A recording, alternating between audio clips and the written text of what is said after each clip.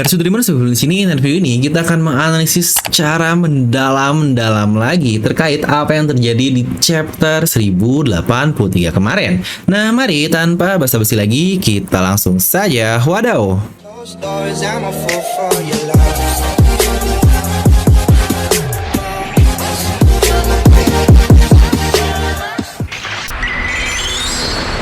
Di mana kita akan memulai analisis ini dengan perkataan yang akhirnya berhubungan terkait Luffy CS yang kemungkinan hidup 1 bulan dari sekarang hanya 19%. Yang itu pun pas sekali dengan mulainya flashback yang terjadi 1 bulan lebih yang lalu. Yang perlu diingat ya, awal Luffy sampai ke Wano Kuni itu adalah hari yang sama dengan reverie dimulai. Jadi kalau dilihat dari timeline penyerangan revolusioner yang terjadinya beberapa hari setelah reverie ini dimulai, pastinya kita akan langsung berhubungan dengan semua hal yang terjadi sekarang, mulai dari Egghead, Buggy, dan sebagainya.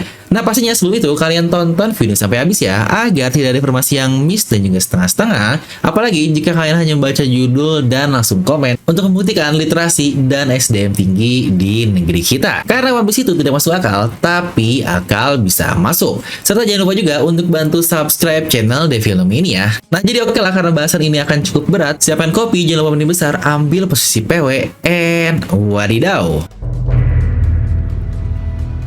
Nah, dimana kita akan mulai dari membahas dulu terkait ke-8 negara yang dikatakan membelot. Dimana untuk ke-8 negara ini, itu adalah bagian yang sebenarnya sangat menarik sekali. Karena angka 8 dan angka 6 ini sering sekali udah ucapkan yang semacam angka sakral lah yang ada di serial One Piece ini. Mulai dari 16 peluru suci yang Doflamingo gunakan pada serangan terakhirnya melawan Luffy, yang lagi-lagi mengindikasikan sang dewa melawan sang iblis, di mana Doflamingo adalah dewa dan Luffy adalah yaitu sebagai iblis, di mana nama serangannya sendiri adalah 16 Holy Bullets. Lalu juga ketika tembakan Imu kepada Lucia yang jika diperhatikan itu ada 16 laser, yang lagi-lagi angka 16 yang tentu saja yang terakhir adalah Oxbell yang Luffy dengungkan setelah insiden dari Marineford bersama dengan Silver Rayleigh dan Jinbei. Tapi mungkin bakal banyak yang bertanya, lah bang, tapi bukannya cuma ada 8 negara dan bukan 16 negara, yang sebenarnya bahkan sekarang cuma ada 7 negara loh. Itu pun setelah negara Lucia dihilangkan oleh Himo. Yang benar, saya pun sangat yakin satu negara besar yang mungkin akan mengganti negara Lucia ini, pastinya dia adalah negara yang akan sangat-sangat berpengaruh, yang tidak lain dan tidak bukan menurut saya itu adalah Alabasta ini sendiri. Dimana bahkan Vivi saja masih hidup dan tahu kebenaran, dan dia pula adalah satu-satunya negeri pencipta dunia yang tidak mau tinggal di Mary Joyce kan? Dimana totalnya ada 20 negara, tetapi hanya 19 negara pencipta lah yang akhirnya memutuskan untuk tinggal di Mary Joyce dan menjadi seorang Tenryubito. Untuk Nefertari sendiri, mereka menolak hal itu, yang bahkan Gorosei sendiri pun berkata jika keluarga Nefertari adalah seorang pengkhianat. Yang wajar juga kan jika sekarang mereka akhirnya berkhianat dan memberontak melawan semua anggota dari pemerintah dunia ini sendiri. Nah, bukankah tema pemberontakan pertama kali dimulai di Alabasta juga kan? Dimana salah satu tema yang akan sangat-sangat sulit sekali dimengerti oleh bocil, karena ya memang sebenarnya One Piece ini bukan cerita untuk bocil-bocil, karena ceritanya sangat kompleks dan cukup sulit. Nah, kembali ke 8 negara tadi, dengan adanya 8 negara sekarang, maka jika dari kata-kata killer terkait bunyi dari Oxbell tersebut, itu berarti permulaan tahun dan mengenang apa yang terjadi sebelumnya. Dan ketika dibunyikan 16 kali di waktu yang tidak tepat, itu bisa berarti berakhirnya era lama dan dimulainya era yang baru, atau dalam kata lain, ini adalah sebuah deklarasi perang terhadap era yang lama. Nah, kita baru masuk ke 8 negara nih yang siap membelot melawan Tenryubito, yang saya pun sangat yakin setidaknya kita akan bertambah 8 negara lagi agar menjadi 16 negara, dan saat itu terjadi, dunia pasti benar-benar sudah dalam keadaan sangat kacau karena siap-siap untuk pergantian sebuah era. Lalu di mana mencari sisa-sisa dari negara ini? Yang tentu saja itu adalah hal yang sangat mudah. Dimana saya habis baca ulang beberapa chapter terkait awal reverie ini dimulai, yang terungkap dikatakan 170 negara yang terafiliasi dengan pemerintahan dunia, dan hanya 50 negara terpilih sajalah yang boleh datang ke reverie, yang pastinya negara-negara inilah yang memiliki pengaruh yang sangat luar biasa, yang bahkan Lucia, Nefertari, dan beberapa negara lain adalah bagian dari ke-50 negara ini. Nah, hanya mengambil 8 dari 50 saja menurut saya itu sangat mudah bagi pasukan revolusioner. Serta bagaimana orang-orang melihat Mary Joyce sebagai impenetrable fortress atau benteng yang tidak tertembus, yang sejujurnya ini sangat menarik. Yang sebenarnya konteks ini pun sama dengan Wano Kuni yang disebut sebagai benteng tidak tertembus juga karena adanya tebing super tinggi yang dibuat untuk melindungi negeri tersebut. Dimana untuk Mary Joyce sendiri, di saat orang-orang tidak menyangka jika mereka dapat terbobol oleh pasukan revolusi, yang pastinya ini akan membuktikan jika mereka sangat capable atau bisa melakukan hal-hal yang di luar Nayla atau nggak habis fikri. Aduh, ini jadi ikut-ikutan anak TikTok. Dan ingat di chapter 956, bagaimana Morgan tidak akan menutup berita penting tersebut terkait insiden dari Mary Joyce. Yang bisa dibilang berita-berita sangat luar biasa itu sebenarnya ada di tangan Morgan dan siap untuk berdampak besar kepada dunia. Yang bahkan dari cara mereka menghancurkan ladang makanan itu pun sangat-sangat saya sukai sekali. Yang akhirnya para petinggi-petinggi sialan akan merasakan bagaimana hidup di bawah menjadi miskin dan kelaparan. Hal yang paling saya suka dari merusak hidup adalah dengan membuat orang menjadi sangat sengsara. Zehaha. Yang sebenarnya ini sangat cocok juga sih buat negeri kita dengan para koruptor-koruptor sialan. Daripada penjara doang, tetapi lebih baik miskinkan mereka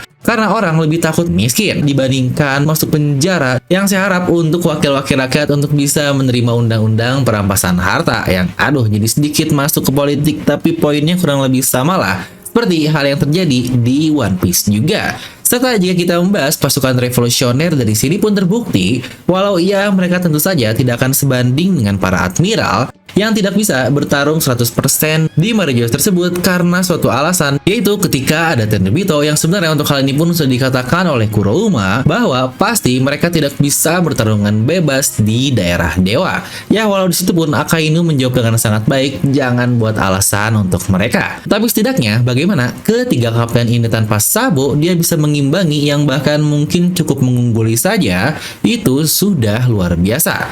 Mungkin akan ada yang bertanya, lah bang, tahu dari mana unggul? Kan pertarungan gak kelihatan untuk admiral dan mereka pun tidak full power. Yang hal ini pun sebenarnya akan terjawab ketika kita melihat chapter 957 sendiri, bagaimana Fujitora yang penuh dengan perban, yang pastinya tidak lain dan tidak bukan itu adalah akibat dari pertarungan dengan para komandan yang ada. Dimana bahkan timelinenya pun tepat sekali saat referee ini akan selesai, jadi itu masih baru banget lah, dan perbannya pun cukup banyak di Admiral Fujitora. Dimana sebenarnya untuk Sabo pun kita melihat dia sempat terluka di Pulau Lucia, tetapi tetap saja dari bagaimana para komandan ini bisa melukai Admiral ke tingkat seperti itu dengan penuh perban, itu saja sudah kemampuan yang sangat gila. Dan perlu diingat itu masih komandannya loh, dan belum Dragon sendiri yang turun gunung. Serta suit Nomi dari Karasu ini menurut saya bakal menjadi suatu game changer.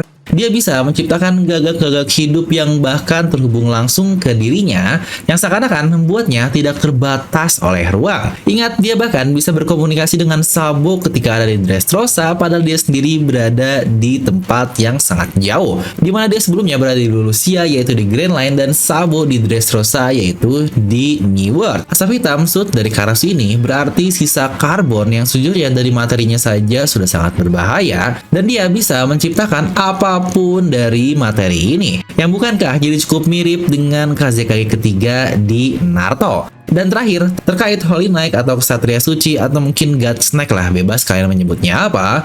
Yang ini adalah definisi yang sangat-sangat baru sekali. Apa yang udah dikasihkan dengan satu entitas baru dari bentukan ini? Yang tidak dikatakan berapa orangnya, tetapi dari jumlah siluetnya cukup terlihat jika ada 9 orang. Dragon pun berkata, perang benar-benar akan dimulai jika mereka sudah diutus untuk menghancurkan negara-negara tersebut. Yang dari situ saja sudah terlihat seberapa besar dampak dari Holy Knight ini, yang jika benar jumlahnya hanya 9, tetapi mereka secara kasar menjadi pelindung dari 170 negara yang terafiliasi dengan pemerintahan dunia. Bukankah itu sangat gila sekali? Skuad apa orang-orang ini? Dimana 9 jumlah ini pun banyak dihubungkan dengan malaikat pelayan dewa yang sebenarnya masuk-masuk saja. Ke-9 malaikat ini dikatakan sebagai pelawan dewa yang tentu saja untuk dewanya sendiri pastinya adalah Imo. Dimana jika diperhatikan salah satu namanya adalah ya benar Seraphim. Yang apakah mereka semua adalah kloningan?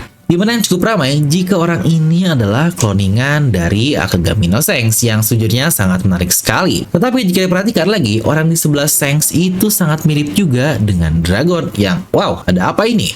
Apakah ini semua cloningan dari orang-orang terhebat yang sejujurnya jika ini cloningan saya sudah sangat menyerah? Karena sejujurnya menurut saya Oda tidak akan memforsir hal-hal tentang cloningan ke tingkat yang seperti itu. Jadi pastinya mereka ini menurut saya adalah orang-orang yang baru. Serta jika diperhatikan bagaimana Oda membuat efek di belakang mereka yang sangat persis sekali saat Kaku dan Khalifa memakan buah iblis pertama kalinya yang sejujurnya itu sangat mencurigakan. Apa ini indikasi jika ke-9 kesatria ini adalah pemakan buah iblis paling baik yang dimiliki oleh pemerintah dunia? Atau juga bukankah sosok CP9 yang sebelumnya diperlihatkan itu muncul lagi di chapter 1083 ini yang pastinya Oda sedang memasak sesuatu. Tapi kalau saya memprediksi yang mirip kayak Sengs ini kayaknya bukan dia sih, tetapi iya dia adalah Badget Gunung. Oh iya, satu hal penting juga yang perlu diingat dan jangan sampai kelewat, ini pernah saya bahas sih terkait Hawkins yang berkata 19% kemungkinan hidup dari Luffy dalam waktu 1 bulan ke depan. Yang pas kan insiden yang real time sekarang saat Sabo dengan Dragon, Eva dan yang lain-lainnya itu pun telah lewat selama 1 bulan juga. Jadi saya yakin momen 19% kemungkinan Luffy hidup ada hubungan dengan insiden Egghead yang sangat-sangat luar biasa. Dan ternyata tidak hanya itu saja, timeline ini pun berhubungan langsung dengan berita luar biasa yang akan Sabo ceritakan, dan tentu saja kebenaran ini akan menyebar luas yang tidak-tidak nih bukan melalui pasukan revolusioner, karena tidak yakin juga sih mereka akan memberikan informasi ini kepada Morgan, tetapi ada pihak lain juga yang tahu hal penting ini dan bahkan sekarang sedang bersama dengan kepala berita. Ya tentu saja mereka adalah Wapol dan pihak terlibat lain yaitu Putri Vivi. Benar, Vivi pasti tahu apa yang sebenarnya terjadi di Mary Joyce kepada ayahnya, dan dari cara Wapol yang ketakutan jika mereka akan dimusnahkan, pasti informasi rahasia sudah mereka miliki dan bisa dibilang sekarang genggaman dunia ada di tangan Morgan. Dimana berita kerusuhan di Mary Joyce yang ditutup-tutupi oleh pemerintah dunia pun sebenarnya jika tersebar pasti akan menjadi bensin dari api luar biasa yang akan membakar semangat pemberontakan yang ada di dunia ini, terutama buat mereka yang membenci Tenryubito, dan pasukan revolusi akan menjadi bukti bahwa mereka bisa dimusnahkan. Ini akan mempermudah Dragon untuk menambah jumlah negara yang kita bahas sebelumnya, yang tepatlah seperti kata narator, besok berita luar biasa akan benar-benar tersebar luas dan pastinya akan mengguncang dunia ini. Nah sebelum itu kami juga dari DNM sedang rilis desain baru lagi dong, yang tentu saja dari kakek tua kita alias Garp dengan Galaxy Impact-nya yang wadaw banget nih. Yuk, jadi yang pertama yang memiliki kaos Galaxy Impact dari Oji-chan ini, dimana harga eksklusif di 150.000, tapi ada harga spesial untuk kalian penonton setia Devil No Mi. Dapatkan diskon 50% langsung sekarang juga menggunakan kode voucher Devil Nakamas ya, dimana voucher hanya berlaku untuk 10 pembeli tercepat saja. Untuk nama-nama vouchernya bisa kalian lihat di deskripsi video di bawah. Pembelian pun bisa melalui Tokopedia, Shopee, dan sekarang sudah ada di TikTok Shop juga.